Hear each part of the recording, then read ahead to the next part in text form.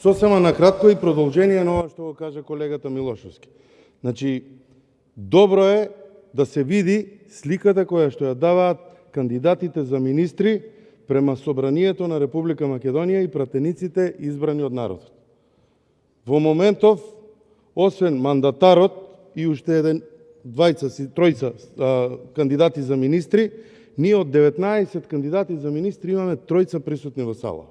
Ако тоа ја кажува сликата и односот кој што го планира идната влада да го има прво према пратениците, кои што ги бираат тие министри, па потоа и према граѓаните, нам се ни е јасно. Мислам дека и на вас. Доблесно е да побарате прво од мандатарот, да ги собере кандидатите за пратеници, да бидат присутни, затоа што она што го бараме од нив е овие 2 дена да бидат присутни тука и да ги слушнат забелешките, па можеби и пофалбите и критиките од страна на пратениците, избраните народни пратеници кои што доаѓаат со некоја порака, која што им е дојдена од некои граѓани или од некоја, не знам, група на луѓе кои што се заинтересирани да слушнат кои се плановите, што се планира, како се планира во наредниот период.